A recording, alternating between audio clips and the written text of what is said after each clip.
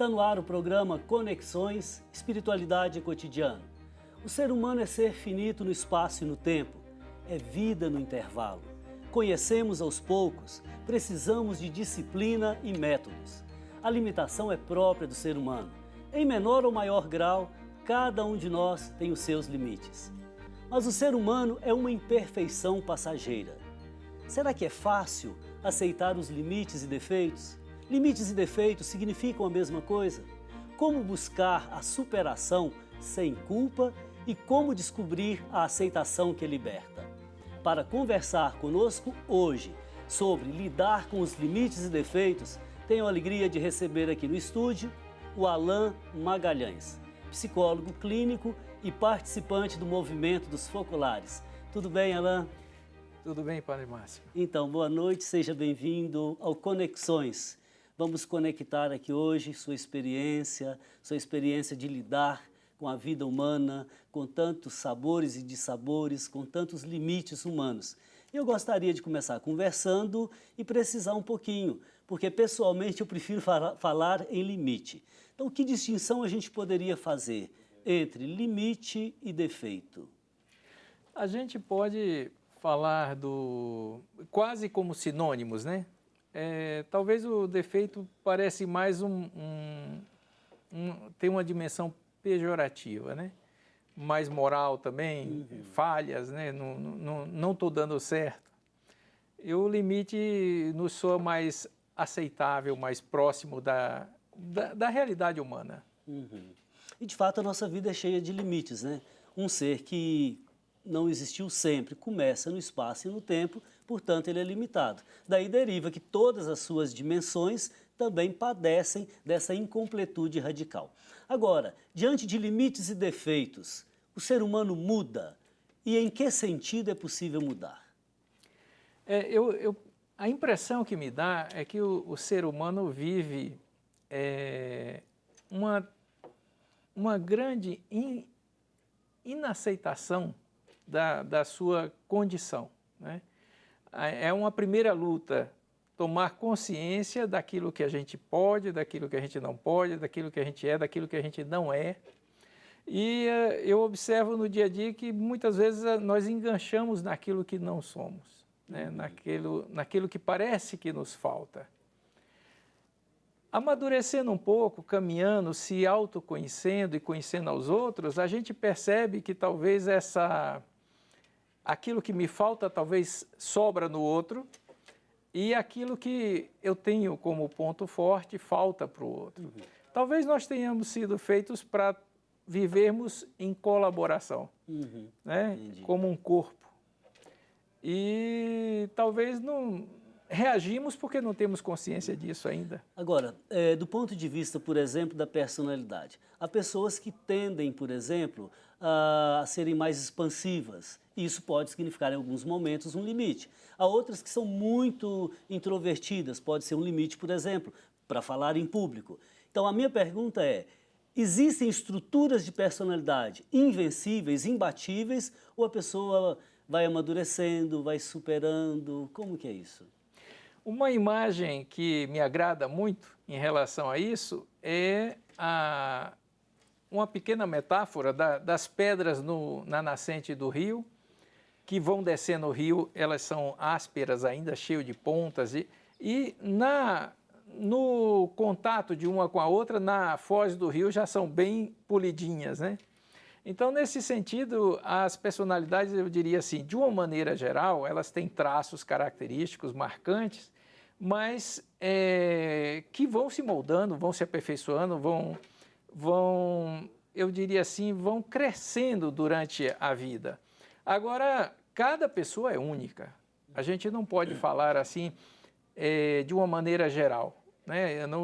Quando se trata de ser humano, eu costumo sempre dizer, se eu já sei tudo daquela pessoa, eu não sei nada. A pessoa é sempre uma surpresa, é sempre um mistério.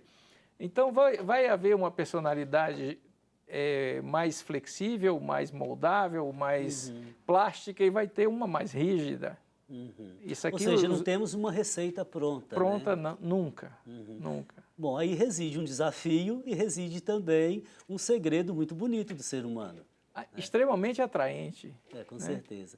Bom, agora, nesse processo todo de lidar com limites, conhecendo, vamos dizer assim, de que lado sopram os tufões na nossa ilha, conhecendo os próprios defeitos, não corre o risco de uma pessoa, por exemplo, desenvolver complexo de culpa? Se tornar culpada pelo limite? Por exemplo, o jogador de futebol chega aos 34, 35 anos, o corpo já não responde, é seu limite. Ele não corre risco de cair em depressão, se sentir culpado, enfim.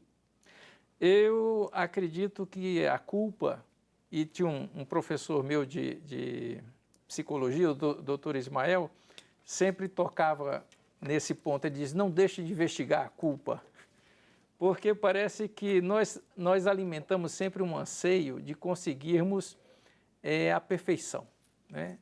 Que é um anseio positivo, desde que eu tenha uma certa misericórdia comigo e com os outros, porque isso é um caminho, não é um ponto atingido. Então a culpa ela surge quando eu sinto que eu não poderia ter falhado, não poderia ter decepcionado, eu deveria às vezes dar mais do que o que eu posso.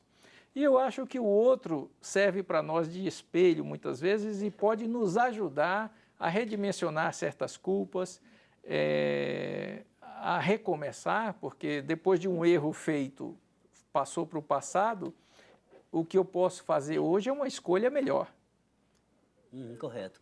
Agora, a culpa ela é consciência de que falta algo, né? Então, seremos sempre culpados nesse sentido. O que não dá é para eu ficar me punindo o tempo inteiro e jogando fora energias preciosas. Muita energia gasta com a Pois culpa. é.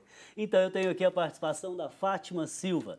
Ela diz o seguinte: superar é acreditar no seu querer e no seu poder. Não fique focado em suas fraquezas e defeitos.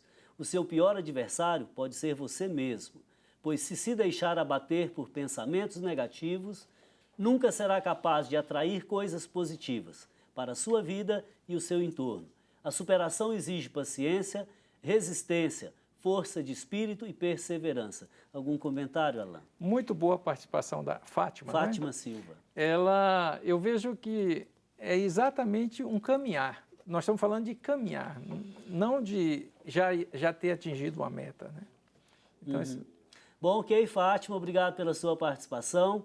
O Ramon Hurtado diz o seguinte: caro amigo, para você, é próprio do ser humano deixar de ser humano, deixar de ser pessoa humana, quando ele não se aceita com seus limites? Gostaria de saber a tua opinião. Bom, eu prefiro passar para você. Ou seja, se eu não aceito o meu limite, eu corro risco de deixar de ser humano. Ser humano é ser do limite mesmo. A grande movimento que muitas vezes as pessoas fazem é de não querer aceitar. Né? Eu gosto muito da definição da humildade como sendo a consciência dos próprios limites e das próprias qualidades. Então é bem humano reconhecer que tenho limites, que sou limitado, mas também que tenho qualidades que surpreendem muitas vezes. Mesmo porque, por exemplo, na seara do conhecimento, quanto mais nós conhecemos, mais longe avistamos terras desconhecidas. Ou seja, a exigência cresce também. Correto. Né? Quanto mais amamos, mais temos sede de amar. Quanto mais caminhamos na vida espiritual, mais o infinito nos fascina. Então, eu acho que esse é o limite radical do existir humano. Daí, eu acho que brotam limites cotidianos, né, que eu posso superar, aqueles pequenininhos. Bom, Ramon Hurtado, obrigado pela sua participação. O Luiz Antônio Barros diz o seguinte: acordei hoje precisando destas palavras. Vieram de encontro a um momento que estou passando. Obrigado. Fraterno abraço, Luiz Antônio. E o Geraldo Sabino diz o seguinte: precisamos ser pessoas equilibradas e nos deixar iluminar em busca da paz. O Pai nos abraça de maneira bem suave, que é a misericórdia.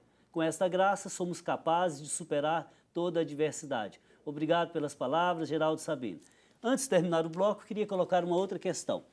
Quando a pessoa coloca em mente ideais inatingíveis, que risco isso comporta na busca de perfeição, de santidade? É muito interessante porque a psicologia tradicional nos fala sempre que este eu ideal, aquele que sonhamos, que almejamos, não deveria ter uma grande diferença em relação ao eu real. Essa grande diferença seria portadora de de patologia, de doença, de insatisfação, de depressão. Mas o ideal cristão é um ideal altíssimo, né? No entanto, a consciência de que nós estamos a caminho e que o infinito nos espera, ele pode nos permitir de fazer isso de uma maneira gradativa e paciente também, né? Esperançosa, né? A esperança eu acho que ajuda nesse aspecto. Correto. Agora, tem ainda uma diferença, veja se estou pensando corretamente. Por exemplo, quando eu coloco em mente algum ideal do ponto de vista do conhecimento, do convívio, do saber, sempre eu chegarei ao meu limite. Mas aquilo que eu sei parece que é uma posse. Do ponto de vista cristão, não é mero conhecimento, não é conceito. É um caminho, né, que nós fazemos. E nesse caminho tem um dado que para mim é fundamental, que é a experiência da fé.